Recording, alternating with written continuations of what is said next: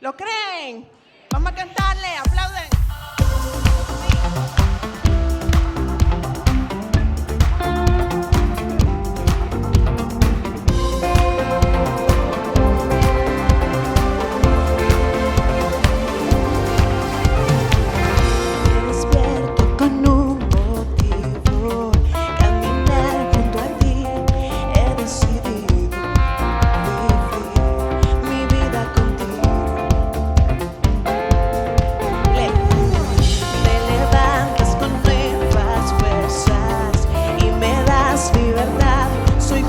Por siempre en ti, tú eres mi fuente. Como el sol brillando en majestad, en color transformó la oscuridad. Nuevo soy, encontré mi identidad. ¿Quién me la da? Vida tú me das.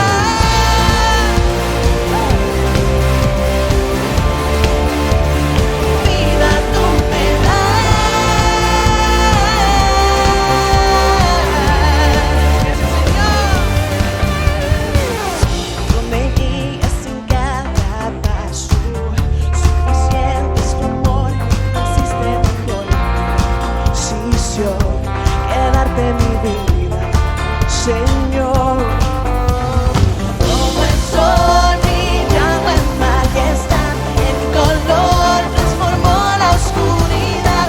Nuevo soy, encontré mi identidad. Vida tú me das.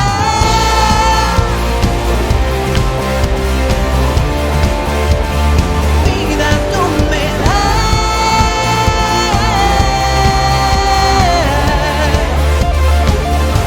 Amor me lleva mucho más allá de lo que yo puedo imaginar.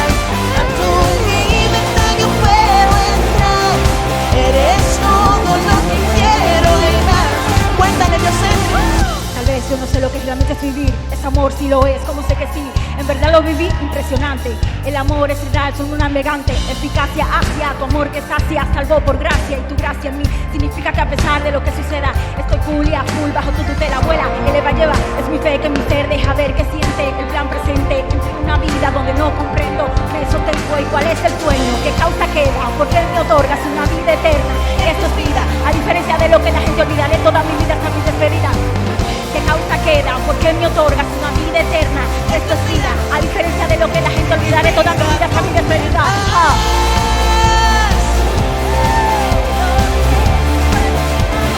Vida tú me das.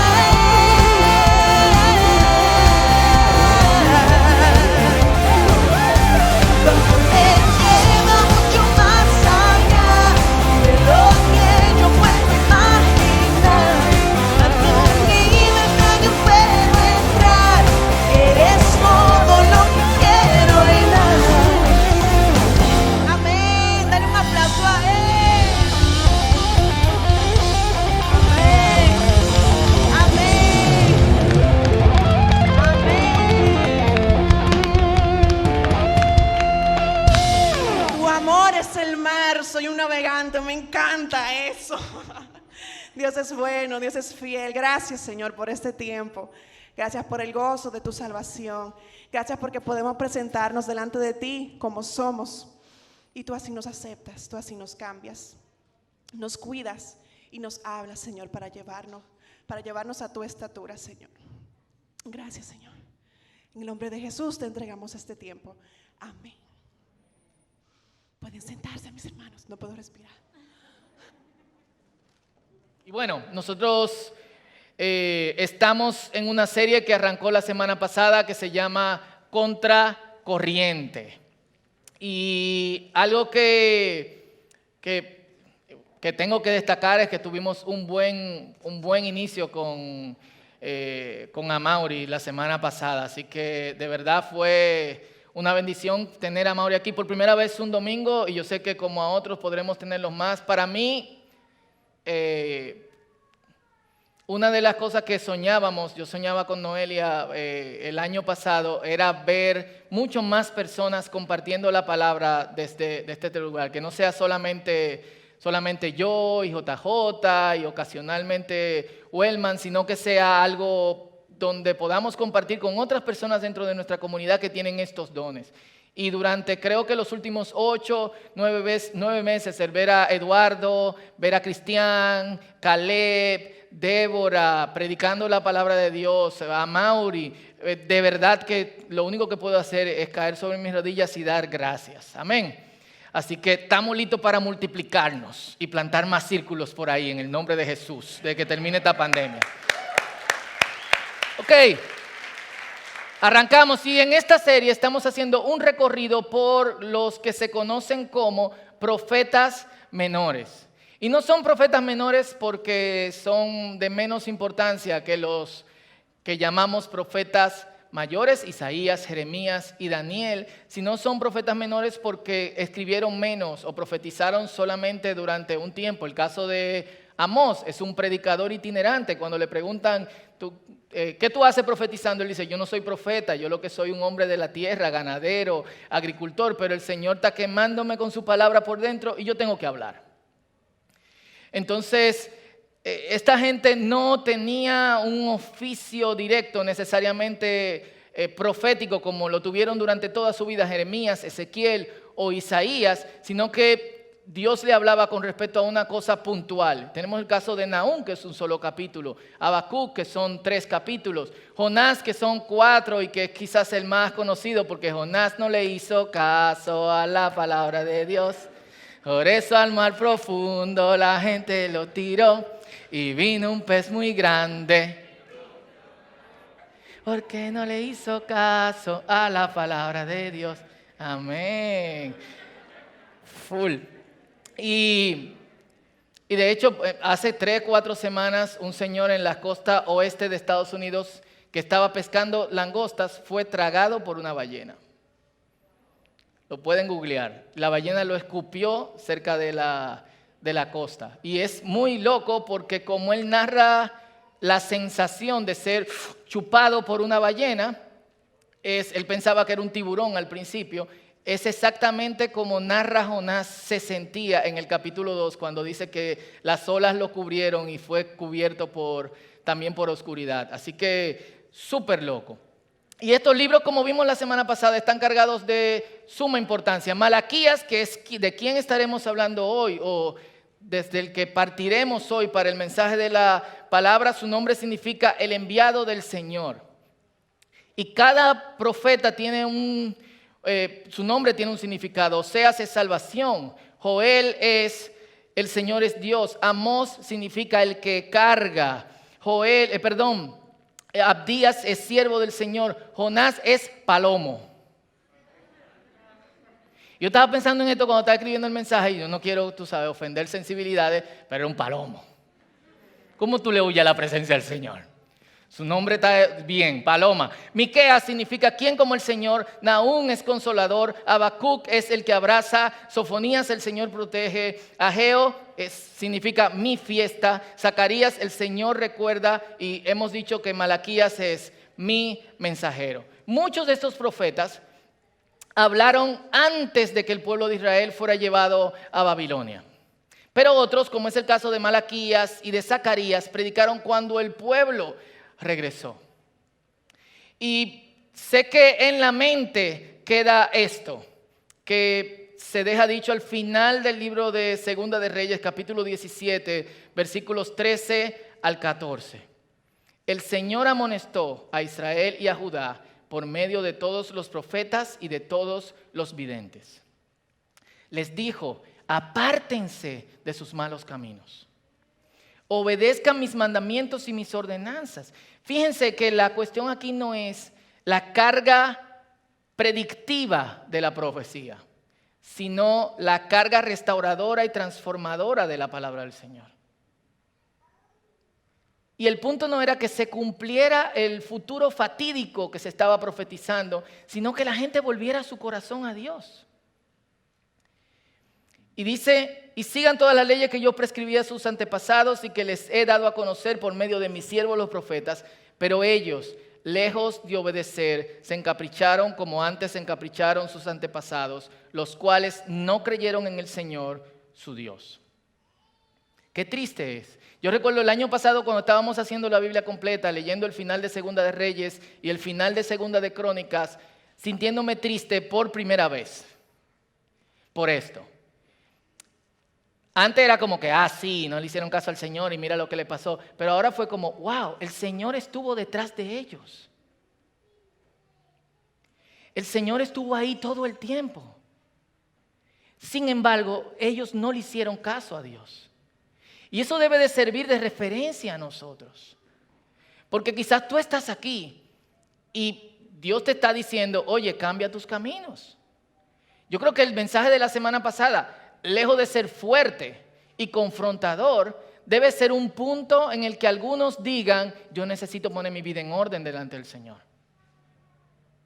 Y aquí quiero decir algo que apuntaba en el discipulado mixto. Nosotros solemos excitarnos con los mensajes. Es como una cuestión, perdón, aquí hay niños, los padres todavía no le han dicho qué significa esa palabra, orgásmica. ¡Wow, qué mensaje! ¡Ay, Dios mío, gloria a Dios, aleluya! Lloró un niño ahí cuando lo dije. Pero no es que te emociones, es que tú vas con eso. No es qué buen mensaje se predicó, es yo voy a transformar mi vida ahora, porque hay consecuencias para esto. ¿Cuántos dicen amén?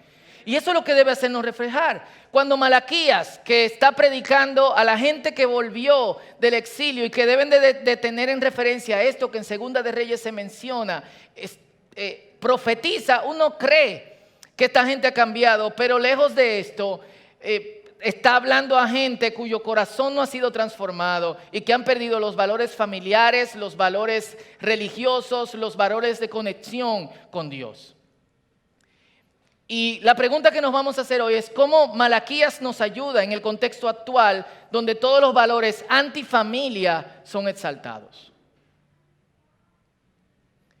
Y esta es parte de su denuncia. Vamos a leer en Malaquías 2, 8 al 9 y 17. Malaquías 2, 8 al 9 y 17. Dice así: pero ustedes se han apartado del camino, han hecho tropezar a muchos en la ley, han corrompido el pacto de Leví, lo digo yo, el Señor de los ejércitos. Por eso también he hecho que el pueblo los considere gente vil y despreciable, pues ustedes no se han mantenido en mis caminos y hacen acepción de personas al aplicar la ley. Ustedes han cansado al Señor con sus acciones. Oigan qué loco, ustedes han cansado al Señor con sus acciones. Y todavía se atreven a decir, ¿en qué lo hemos cansado? Pues en que dicen, y pónganle mucha atención a esto, todo el que actúa mal agrada al Señor. ¿Le parece conocido? Sí, el Señor se complace con ellos. De otra manera, ¿dónde está el Dios de justicia? Básicamente lo que Él está diciendo es, ahora estamos apropiándonos tanto de la cultura que lo que decimos es, Dios es un Dios de amor y de misericordia. Ven como tú eres y quédate como tú eres. Pero la actitud del Señor frente a eso es, estoy cansado. Para el tiempo de Malaquías, y lo podemos comparar con el día de hoy, y es algo que vamos a ver continuamente, cómo el tiempo de los profetas es similar a lo que nosotros estamos viviendo. Primero, había grietas muy graves en el sistema religioso. Los versículos 8 y 9 que leímos nos habla de gente que se le perdió el respeto porque eran unos pastores sinvergüenzas. Había grietas también en la estructura familiar. El otro día leíamos en el discipulado de matrimonios Malaquías 2, 13 al 16. Y esto es súper loco. Son de los versículos, ¿a quién le pasa que ha leído un libro 50,000 veces de la Biblia y de repente se encuentra con un versículo que nunca leyó? Digan amén, digan para que lo oigan allá. Y los que están en su casa también, como, ¿y dónde estaba esto en la Biblia? Es que estoy leyendo otra versión, déjame ir a Reina Valera 60. Dice lo mismo. Y es que hay cosas que nos llaman la atención dependiendo del momento de la vida en que nos encontramos. Y dice, yo no voy a recibir tu adoración, estoy parafraseando. ¿Y por qué no voy a recibir tu adoración? Porque abandonaste a la mujer de tu juventud. Porque le fuiste infiel, porque le pegaste cuerno con otra mujer, estoy parafraseando. Yo no te voy a recibir adoración porque la desechaste y le entregaste al olvido divorciándote de ella. Un versículo para tuitear.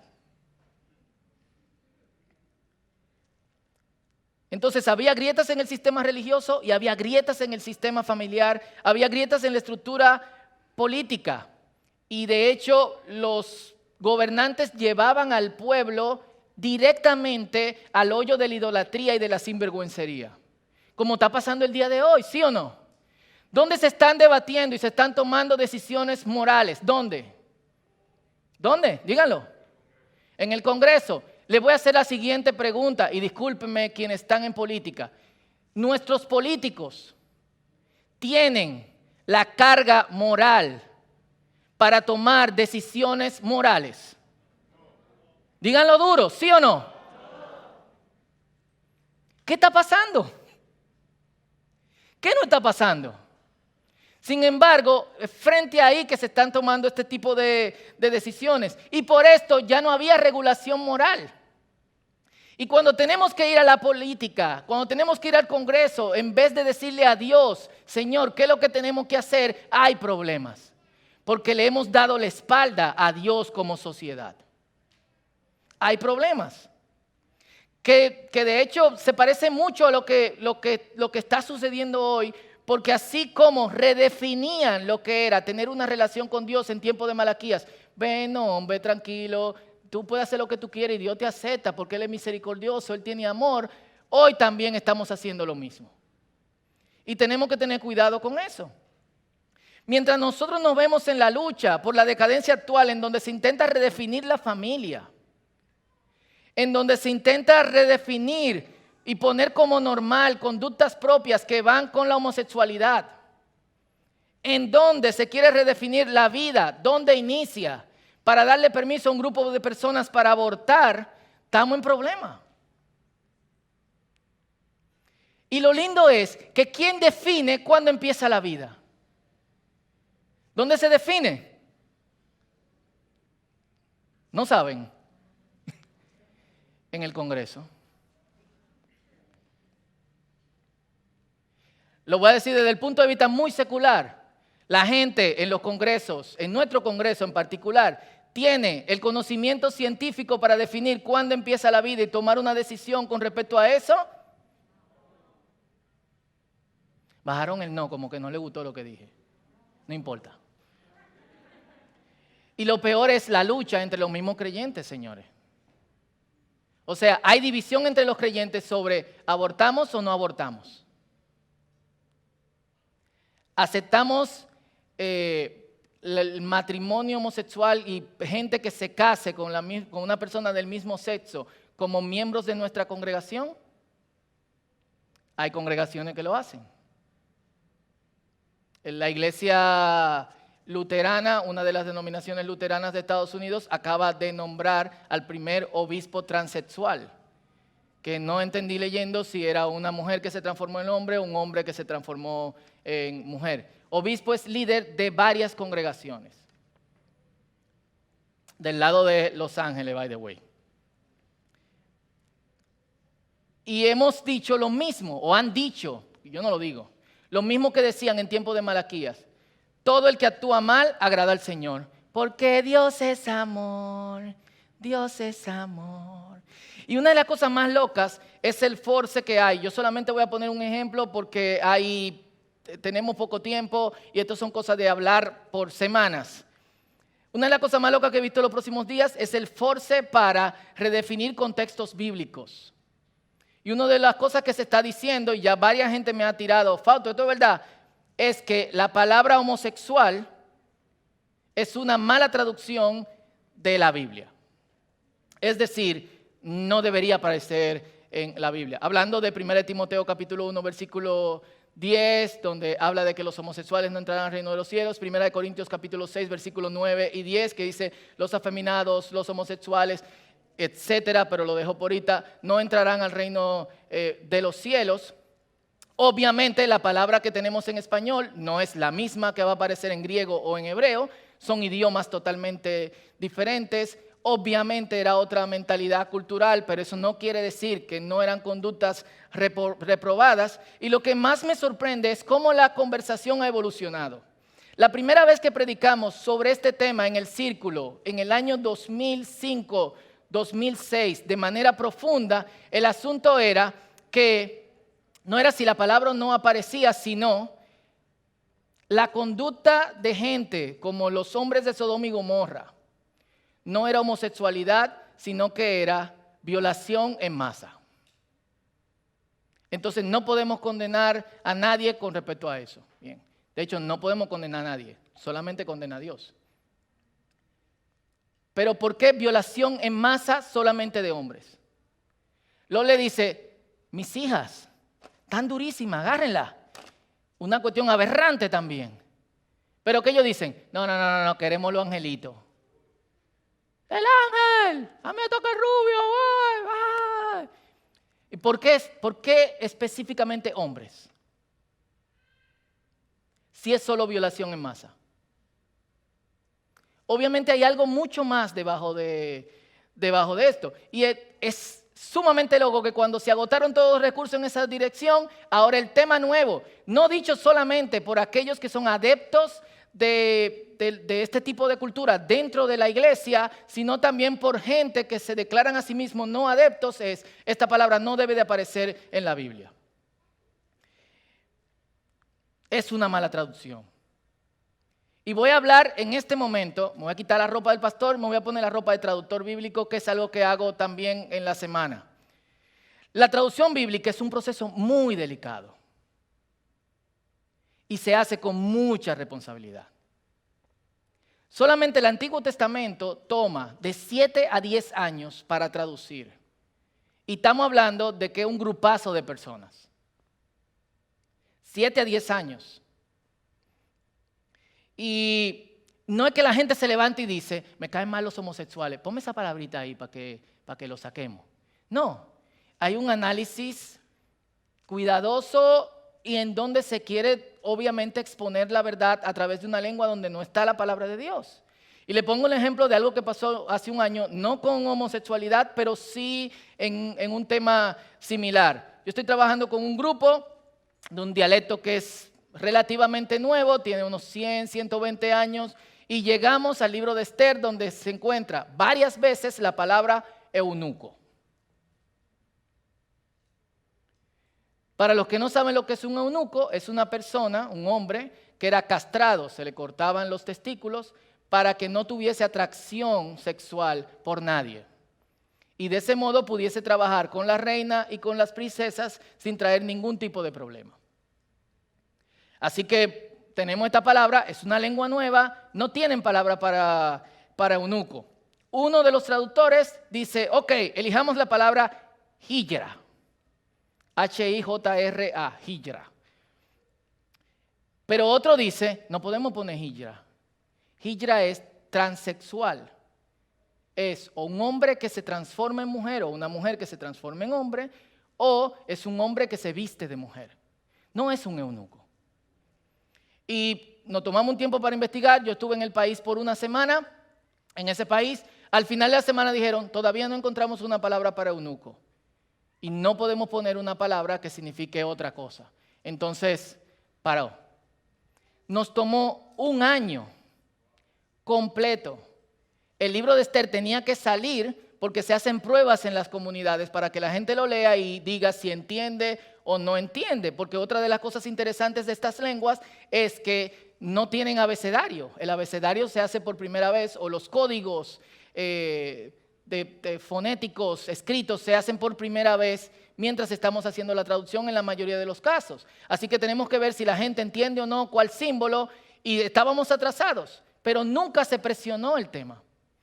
Hasta hace 3 o 4 semanas de manera virtual, donde finalmente uno que se dedicó en medio de la pandemia a ir investigando entre toda la gente cómo llamarían eunuco, encontraron que hay una palabra para eunuco y es Namar Banawal. Namar Banawal significa castrado para servir. Literalmente. Ellos pudieron poner hijra, nadie iba a decir nada. Ellos pudieron poner eunuco y la gente decía, oh, ok, yo entiendo de la otra lengua. Pero no lo hicieron. ¿Por qué no lo hicieron? Porque hay un proceso de responsabilidad cuando se traduce la palabra de Dios. Entonces tú parate a decir, sin tener conocimiento de traducción, que ¿es una mala traducción? Por favor. ¿Cómo deberíamos traducirlo? Hay dos palabras que son las que se traducen en estos pasajes. Una sola aparece en 1 Timoteo capítulo 1, versículo 10, que es arsenocoites y xenocoites. Y en 1 Corintios aparece malakos y arsenocoites. Malakos es literalmente suavecito. Es una persona que es afeminada. Pero también malakos es el pasivo en una relación sexual homosexual. Y arsenocoites, si por favor me pueden poner el slide para YouTube, gracias. Arsenocoites es el activo. O sea, arsenocoites da, malakos recibe. Lo interesante es que la palabra en juego es arsenocoites, arsenocoites. Dicen, no, eso no puede significar de ninguna forma eso. De hecho, homosexual es un término nuevo y como adjetivo, como sustantivo, bla, bla, bla. Pero, etimológicamente, arsen es hombre. Coites es, ¿saben lo que significa coito? Es hombre sexual. ¿Está mal o bien traducir homosexual? No está mal. De hecho, lo que deberíamos preguntarnos es, ¿qué palabra hay para una persona que es pasivo en una relación homosexual? ¿Y qué palabra hay para una persona que es activo en una relación homosexual? No la tenemos. Nosotros nos quedamos cortos. Y de hecho esas palabras no aparecen solamente, por lo menos malakos no aparece solamente en la Biblia. En tratados filosóficos, algunos filósofos aconsejan, de hecho, un filósofo aconseja a alguien que se apodera de una ciudad griega, oye, quítale las armas a esos hombres, vístelo bien, ponle a escuchar música y a recitar poesías y se van a afeminar. Malakos. Entonces, no es que simplemente aparecieron en el texto bíblico, es que está dentro de la tradición griega. Esas y quizás otras más. Entonces, hay que tener mucha cachaza, en buen dominicano hay que tener mucho valor para decir esto. Nuestra preocupación debe ser diferente en ese sentido. Porque nosotros debemos de notar que no solamente la homosexualidad es condenada dentro del pasaje, en 1 Corintios capítulo 6. Dice, los fornicarios, es decir, un hombre o una mujer, un muchacho o una muchacha que están teniendo sexo antes del matrimonio. Los idólatras, es decir, una persona que adora un objeto creyendo que es Dios o adora a otro Dios. Los adúlteros, eso es un hombre o una mujer que son infieles a su esposo o a su esposa. Y luego entonces viene con los homosexuales y luego viene los secuestradores, pero también incluye los ladrones, los avaros. ¿Saben lo que es un avaro? Una persona que solamente piensa en el dinero. Los borrachos, los calumniadores. Usted sabía y le han predicado que si usted calumnia a alguien, junto con los estafadores y toda esta lista, no heredará el reino de los cielos. Entonces el problema no es la elección de palabras, el problema es, cristianos, no nos enfoquemos solo en ese pecado. No es un pecado especial, es pecado. Y lo tengo que decir tengo que ser totalmente honesto, aunque quizás aquí haya personas con esa inclinación o nos están viendo personas con esa inclinación. Es pecado. Como también se lo tengo que decir a quien adultera, y a quien roba, y a quien miente, y a quien calumnia. Pero no es un pecado especial y es lo que nosotros tenemos que resolver. El punto de discusión no es si la Biblia no lo dice, el punto es por qué tratamos ese pecado como especial. Porque un homosexual tiene que sentirse mal para sentarse aquí para recibir la palabra de Dios, cuando adúlteros, mentirosos y calumniadores lo hacen. ¿Por qué no nos hacemos esa pregunta?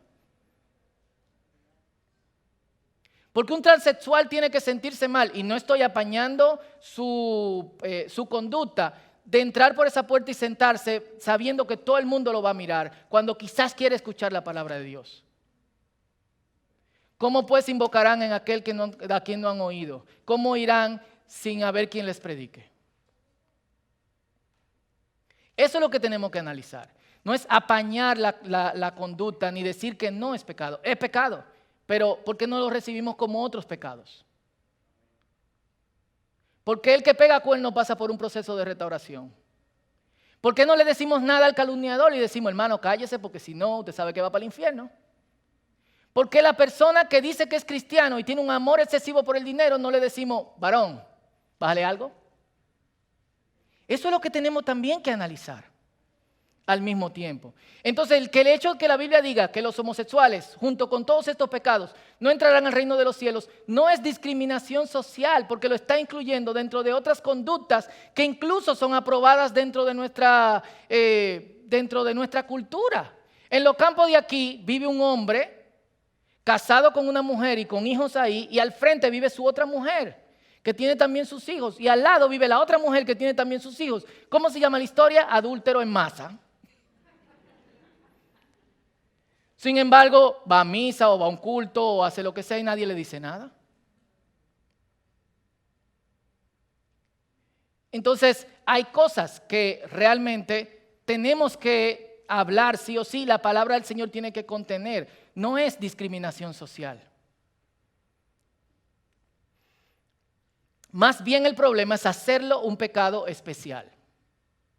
Y el único pecado especial es la blasfemia contra el Espíritu Santo. No es la fornicación, no es la homosexualidad, no es el robar, no es el calumniar. Todos esos son pecados, pero se perdonan.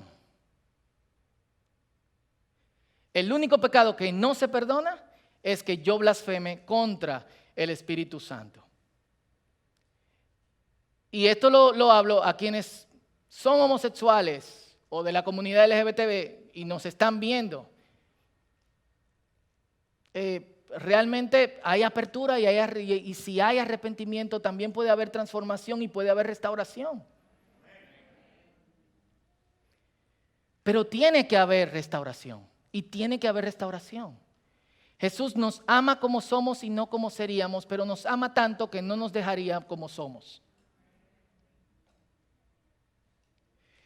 Entonces, el yo disminuir un pecado hace que yo no pida perdón por ese pecado. Pero la Biblia dice que hay gracia para todos. Sí, ¿recuerdan esta parábola de Jesús? El reino de los cielos se parece a un hombre que tenía un banquete de bodas. Y llamó a los invitados, que eran las familias ricas de la ciudad, nadie quiso venir. Entonces dijo, vayan por los campos y vayan a las aldeas y vayan a las villas y vayan a las ciudades, recojan a todo el mundo, entren todos. Pero junto con la entrada le dio una vestidura. Esa vestidura representa la restauración y la transformación. Mientras el rey estaba caminando por ahí, vio que había uno que no estaba vestido apropiadamente para las bodas. ¿Y qué dijo? ¿Y qué pasó contigo? Ah, que vine así. Ajá. Sí, porque lo que está mal no está mal, sino que está bien porque Dios es un Dios de amor. Agárrenme a este y sáquenlo afuera, por favor, no es digno de estar en la boda. Y eso debemos de pensarlo en todos los sentidos. Es un análisis profundo que nosotros tenemos que hacer. No podemos enmendar la Biblia para que diga lo que queramos. Tenemos que lidiar con lo que tenemos que lidiar. Y encima de todo, la dimensión moral, lo que dicen las Escrituras, trasciende las fuerzas sociales. La cultura va a seguir cambiando. Y vamos a seguir viendo cosas locas. Pero realmente lo que nosotros tenemos que ver y a lo que tenemos que apuntalar es que la palabra de Dios dice lo que dice. Recuerdo muy bien lo que decía Charles Colson en uno de mis libros favoritos. La guerra en la cultura no es contra el aborto, no es contra la homosexualidad, no es contra la eutanasia, es un choque de visiones. Y el problema es que en este choque de visiones, los cristianos estamos relajando la visión bíblica. Full. Y hemos adoptado en cierto modo el relativismo moral del naturalismo. ¿Qué es el relativismo moral? No hay nada que trascienda a nosotros mismos, entonces yo hago lo que yo quiero y yo decido por mí. Estamos adoptando el pragmatismo del naturalismo. ¿Qué es eso? Lo que funcione mejor es lo correcto, para evitar problemas. Y estamos adoptando la utopía, cambiando las estructuras sociales, vamos a hacer una mejor sociedad. Eso es mentira. Y profetas como Malaquías veían el pragmatismo y el relativismo social y moral en su cultura y decían, no, Dios propone un mejor estilo de vida. Dios fue que te creó. No eres tú que tienes que decir, esto es lo que yo soy y es lo que yo quiero ser. Tú lo puedes decir, pero tú vas a tener que atenerte a las consecuencias de esto. Es Dios quien lo define y es acercándonos a Dios que nosotros somos quienes deberíamos ser porque Él fue que nos creó y entonces nos sentimos cómodos siendo quienes nosotros somos. Amén. Y no podemos dejar permitiendo que se defina nuestra fe de acuerdo a sentimientos o a emociones. La Biblia es muy racional. Lo sorprendente es que a pesar de ser racional, apele a nuestros sentimientos y a nuestras emociones. Y en el mundo, los únicos que quedan para que haya una verdadera renovación son los que creen en Dios y tienen una relación con Él.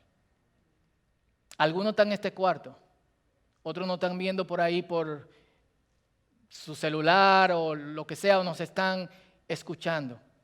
Por eso, y con esto voy terminando, el libro de Malaquías se estructura de esta manera. Primero es un llamado a responder a Dios. Segundo es un llamado a ser auténticos. Tercero, un llamado a amar a Dios totalmente. Cuarto, es un llamado a confiar en un Dios que no cambia. Y quinto, un llamado a hacer un inventario de nuestras vidas. Y esta es la realidad, señores. Nosotros no debemos perder la voz profética. ¿A qué me refiero con eso? ¿A predecir el futuro? No. Nosotros tenemos que tener una relación con Dios tan pegada y tan conectada que no perdamos de ninguna manera la capacidad de denunciar lo que está mal. Nunca. Y perdón si hiero algunas sensibilidades. Nunca. Y es lo que hemos ido viendo poco a poco. Cómo nos vamos relajando para que entre más gente. Y ese no es el punto. El punto es cómo nos abrimos para que haya más gente restaurada y transformada. ¿Cuántos dicen amén? El punto es cómo yo me transformo en alguien restaurado y santificado. ¿Cuántos dicen amén? El punto es cómo yo me transformo en alguien que puede denunciar la sociedad porque conoce al Dios vivo. ¿Cuántos dicen amén? Que fue lo que hizo la gente algunos en tiempo de Malaquías. El capítulo 3, versículo 16 y 17 dice que los que temían al Señor hablaron uno con otro y dijeron, vamos a escribir nuestros nombres y vamos a hacer un compromiso de conectarnos con Dios. Y el versículo 17 del capítulo 3 dice, entonces el Señor dijo, esta gente va a ser para mí un tesoro especial. Y lo interesante de todo es que Malaquías describe el final de los tiempos en términos de restauración de las relaciones familiares. Lo que ahora vemos que se está desintegrando y destruyendo, él dice, en el futuro, una señal de que Dios está trabajando y está obrando es que los padres, la relación de los padres con los hijos se restaurará y la relación de los hijos con los padres también se restaurará. Y yo quiero que te pongas de pie conmigo, inclines tu rostro y creo que es tiempo de meditar.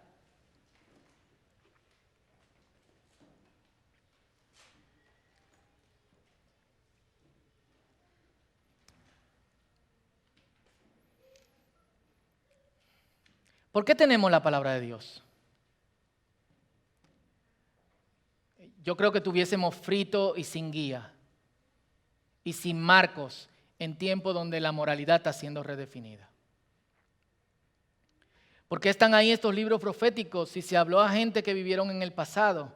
Porque nosotros seguimos siendo la iglesia de Cristo y pueblo de Dios. Y hay un mensaje para ti y hay un mensaje para mí. Y es fuerte. Es fuerte porque en cierto modo tenemos que interactuar con posiciones diferentes, pero esto es lo que se llama contracorriente. Pero te digo cuál es la gran inversión. ¿Quién es que define cuál es la corriente? Dios. Al caminar contracorriente, caminamos contra la corriente del mundo, pero nos montamos en la corriente de Dios. Y en la realidad, y en lo que llamamos la gran inversión del reino de Dios, quienes están corriendo contra corriente es el resto de la sociedad.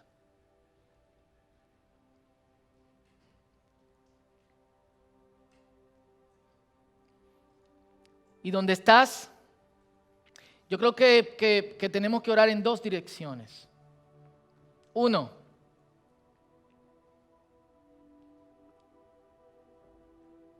Señor, ¿cómo vivo como tú quieres que yo viva?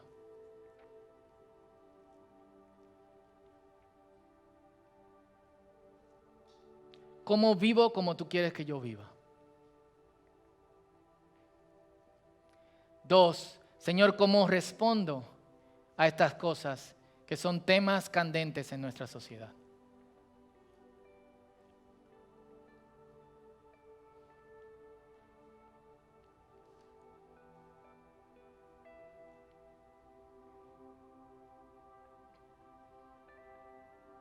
Este es tu tiempo con Dios. Gracias, Señor.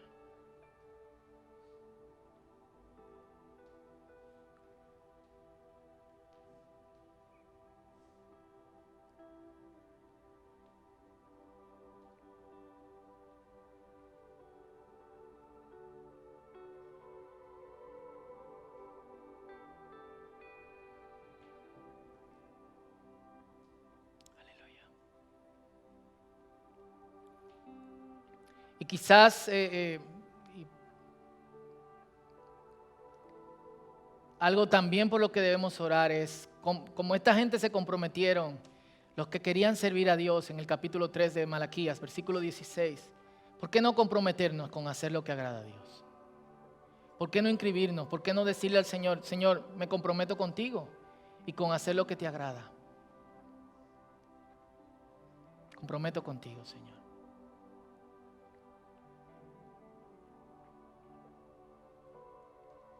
Aleluya.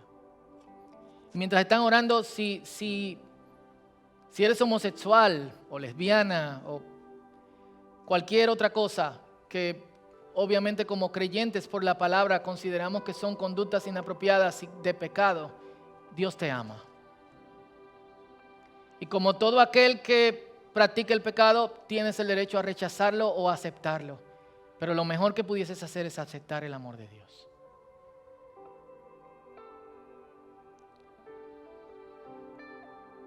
Y lo digo también para fornicarios, adúlteros, ladrones, avaros. Dios te ama. Dios te ama.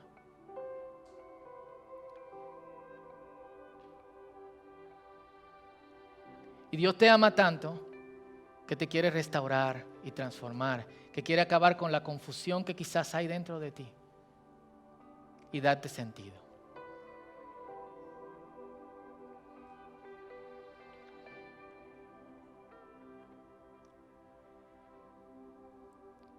Padre, hoy estamos juntos como iglesia y a pesar de que muchas de estas cosas son fuertes, confrontadoras y no tan excitantes, queremos decirte que queremos hacer lo que tú quieras, Señor, y tu voluntad. ¿Cuántos dicen amén? Es fuerte, Señor, porque amigos, familias, gente que quizás es influencia sobre nosotros, tiene posiciones encontradas contra el mismo cristianismo, pero y se vuelve difícil, de hecho, tratar de encajar en ciertos ambientes. Danos la capacidad de movernos con amor como Jesús lo hizo y poder decir en amor, ven. Y poder decir en amor, sé transformado y sé restaurado. Pero en amor también saber que eso puede ser rechazado. Y seguir amando a pesar de eso. Ayúdanos a no cambiar con la sociedad. Ayúdanos a meternos en las Escrituras de modo que nosotros podamos ser quien tú quieres que seamos, Señor. Y ayúdanos a tener puertas abiertas para que gente que te necesita pueda acercarse a ti y que sus necesidades sean cubiertas. Te damos la gloria, la honra y el honor. Que tu Espíritu nos guíe, que tu Espíritu nos acompañe, Señor, y que tu palabra se mueva en nosotros para la acción. En el nombre poderoso de Jesús, y todos decimos amén. Dios te bendiga. Dale un aplauso fuerte al Señor y así mismo de pies vamos a alabarle. Dios te bendiga.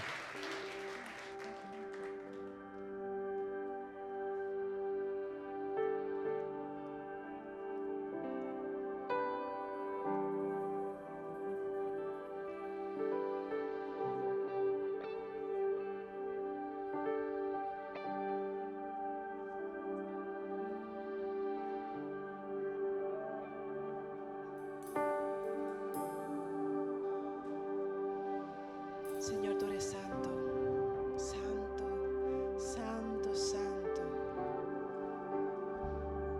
Y sin santidad, dice tu palabra, que no te veremos. Queremos verte, Señor. Queremos, Padre, que tú concluyas o comiences en nosotros ese proceso de transformación. Queremos amar a nuestros amigos que están en el mundo, pero queremos, al igual que tú, recordarles esa salida que es Cristo, la restauración que tú brindas, Padre. Pues no hay nadie como tú, pues tu nombre es sobre todo nombre. A ti te adoramos y te cantamos, Señor.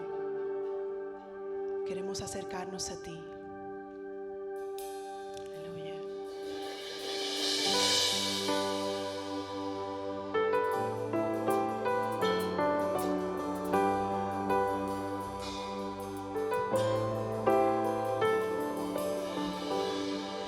Me quiero acercar, a tu lado estar, que el cielo sea real y la muerte negar. Quiero oír las voces de ángeles hoy, cantando unidos. Aleluya. Santo, santo, poderoso, gran yo soy, al que estimo, incomparable, poderoso, el gran yo soy.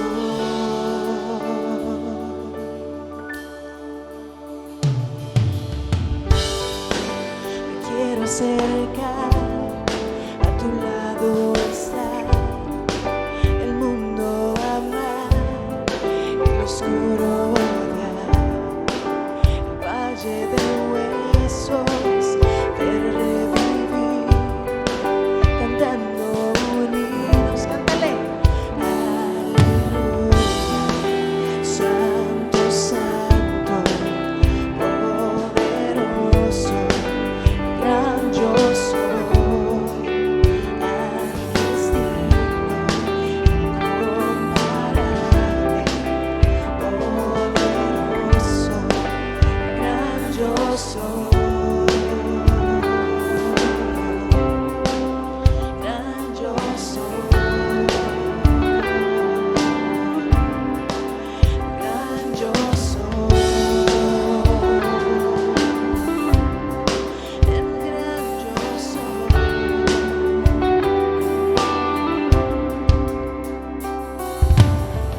Tiembla ante ti la tierra, demonios huyen ya al mencionar tu nombre, Rey de majestad.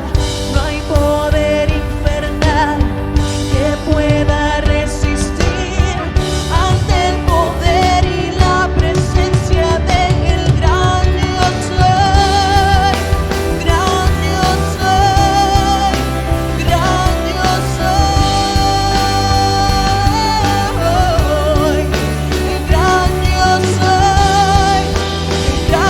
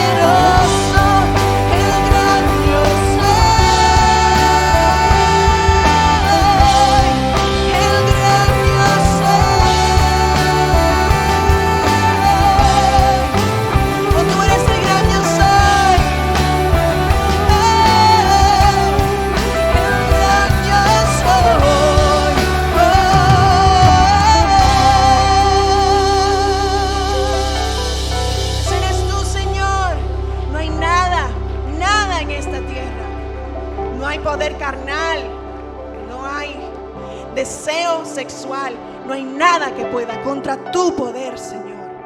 Por eso tú ofreces restauración, porque no hay nadie como tú. Solo tú la puedes dar, Señor. Solo tú puedes cambiarnos. Lo único que tenemos que hacer es entregarnos. Abre tus brazos en una señal de que levantas tu corazón delante de Dios, para decirle: tómalo, Señor, hoy. Yo sé que no hay nada imposible para ti. Yo sé que de mí no puede depender el cambio que necesito, pero tú sí lo puedes dar, Señor. Tú sí puedes cambiarme. Tú sí puedes restaurarme, Señor.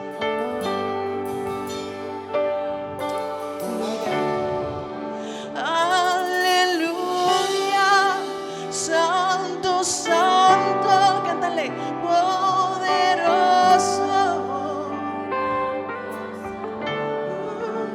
Al que es digno.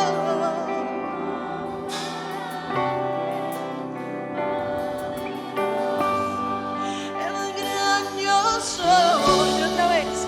Aleluya, santo, santo, poderoso.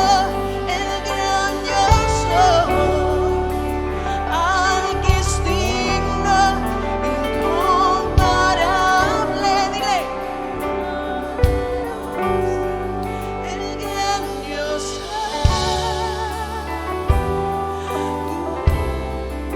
El gran yo soy. El gran yo soy. El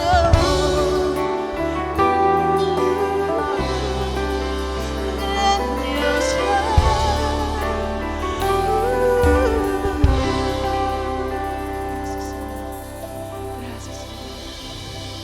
Gracias, Señor.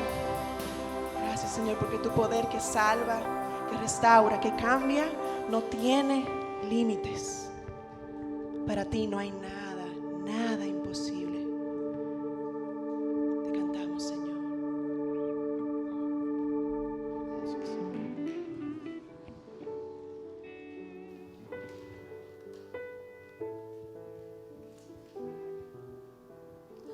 Buenos días de nuevo, mis hermanos. Qué bueno es poder adorar al Señor juntos y qué bueno es poder escuchar su palabra juntos y que nos confronte a todos al mismo tiempo. Yo no sé si a ustedes les pasa, pero como nos confronta a todos, yo creo que el golpe duele un chin menos. Y nada, yo estoy aquí para hablarles un poco acerca de los anuncios regulares que tenemos durante la semana. Recordando que a partir de esta semana los discipulados van a estar en pausa. Los discipulados son grupos pequeños que nos reunimos durante la semana para conversar acerca de la palabra del Señor y hacer más comunidad. Pero tenemos periodos durante el año, ahora, donde pausamos un tiempo para hacer otras actividades. Entonces, si estás involucrado en un discipulado, durante las próximas semanas vamos a estar en pausa. Y a partir de la semana del miércoles 7 de junio vamos a iniciar momentos de oración en comunidad. ¿Qué quiere decir esto? Que nos vamos a juntar todos a orar juntos como comunidad. Entonces, si quieres más información o no estás en un grupo de discipulado y vas a necesitar el link de Zoom, todo esto se está haciendo a través de Zoom porque todavía estamos en toque de queda y cuarentena y demás. Entonces, escríbenos a info@elcirculo.com.do.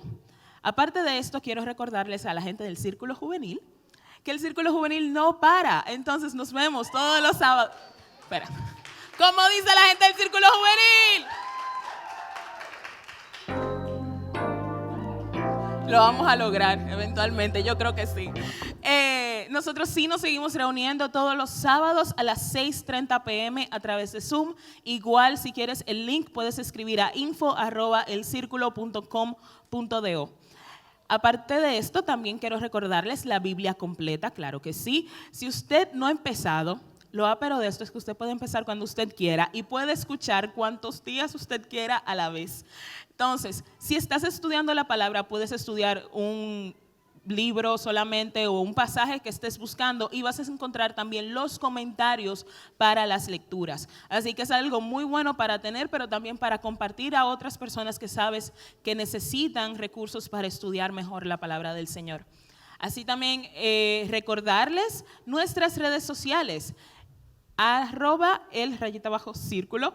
Tenemos Twitter, YouTube, Facebook e Instagram, así que si necesitas una palabra durante la semana, ahí la vas a encontrar. Si necesitas más información acerca de nosotros, ahí también lo vas a encontrar. Quiero decir que se me olvidó, la Biblia completa la puedes encontrar en cualquiera de nuestros podcasts, iTunes, Spotify, en cualquiera de esos sitios, y también puedes encontrar los mensajes. Tanto en YouTube puedes encontrar el mensaje grabado en vivo, pero también puedes encontrar las grabaciones de los mensajes, las prédicas en iTunes y en Spotify. Es muy ápero porque si te gustó mucho el mensaje de hoy y entiendes que hay otra persona que debería escucharlo, puedes compartirlo.